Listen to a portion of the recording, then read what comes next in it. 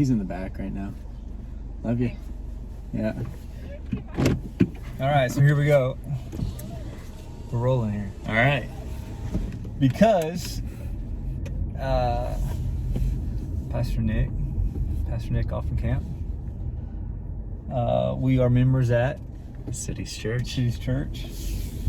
And this car is...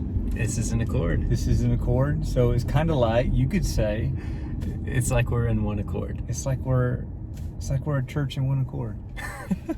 So it's been a long time in the making, yeah, it's been man. a long time in the making. That's not the first time you've heard that, I don't think. No. I think the first time I heard about it was 5 years ago. A little while ago. Yeah. So it was a joke my pastor made when I was a kid. He had a Honda Accord back in the day, and he used to make that joke all the time. Okay. So I totally stole it from him. Stuck with you. Yeah. But this is the pilot episode, I think. Fantastic. For our church in one accord. Excellent. And who better to start than you? Kind of our podcast guru, because gospel stories is still a thing, right? It is. But those are like good, serious, high quality. There are amazing stories. Yeah. Because we have amazing members. Yeah. That's right. And an amazing Savior. That's right. But this is what I'm thinking for this, our church in one accord, is that I surprise people.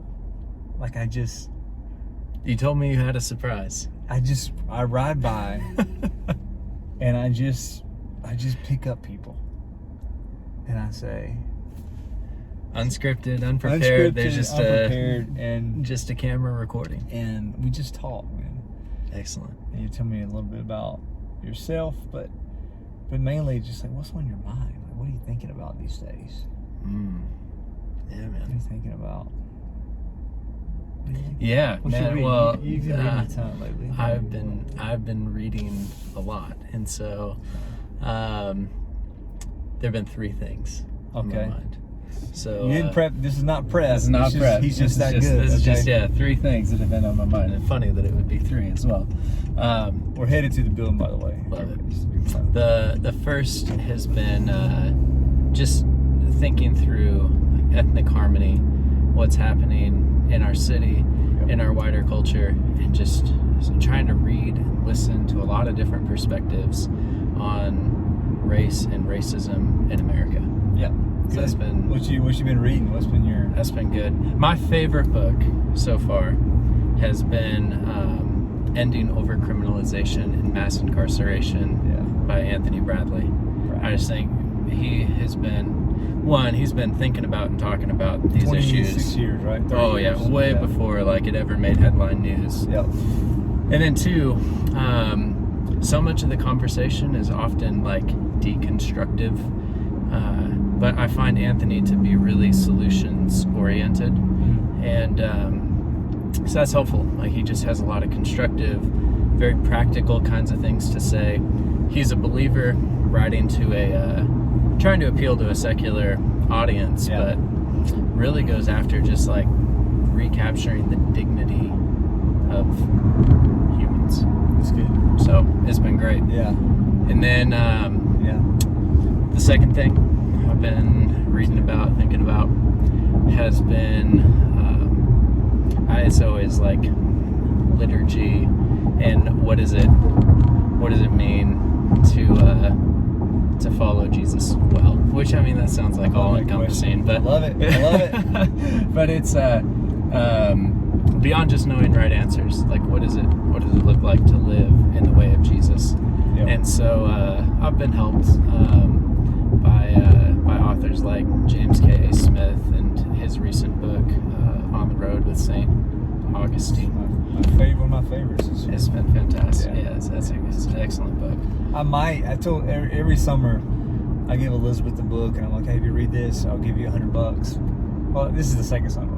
Yeah. I thought about that one. Yeah. But, I ended up giving her like a big anthology of C.S. Lewis. It's got like 7 books in one.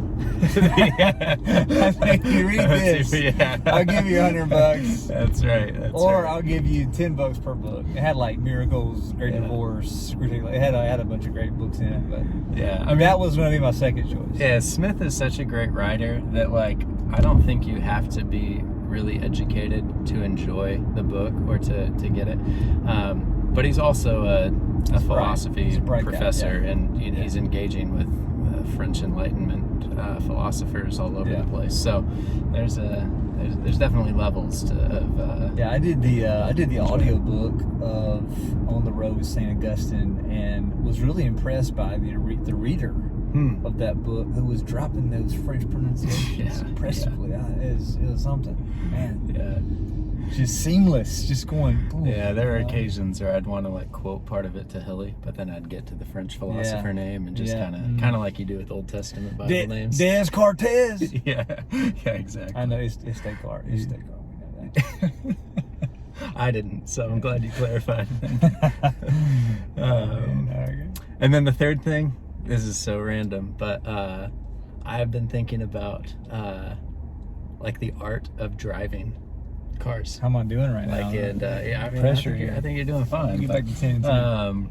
It's the manual transmission, man. I've got a heart to save the manual transmission. Oh, interesting. So, well, with all the things going on in this world right now, why not? Why not? Why not? Yeah. So is it like a 5-speed? Yeah. I mean, 6 speed's the best. Okay, I see. I don't even know. That's all right. That's kind of how you've seen like the car graduate through different eras. It used to be a 3-speed, and then they added the 4th speed, and now if you can find a manual transmission car made today, they're all 6 speeds. But it's the only way.